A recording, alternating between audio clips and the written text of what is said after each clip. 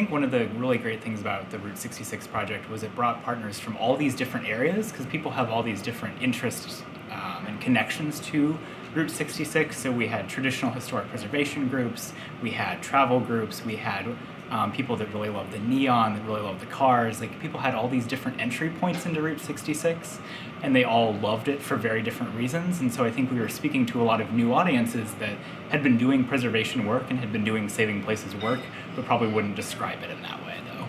Something that really stood out to us was kind of reaching people where they're at.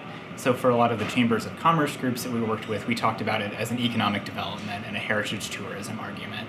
For a lot of the preservation groups, we talked about kind of the benefits that come with federal designation and a national historic trail and whatnot. So I think thinking through what that group's interest is and how you can connect with them was probably one of the most important parts for us.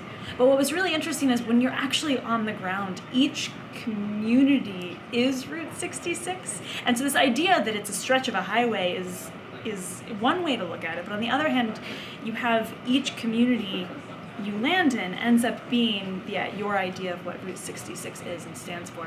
And when we met people at events and when we arrived in towns and started talking to people, I started seeing all of them. I mean, I maybe went into this with the idea that they were all partners, but I really saw each person that we interacted with as somebody that was contributing and a part of our efforts to preserve Route 66. I think defining what partnership looks like for you and your campaign and your project is really important. And you can have a lot of different levels of partnership, but kind of knowing where a new group fits in or where you can activate people is a really important part of that.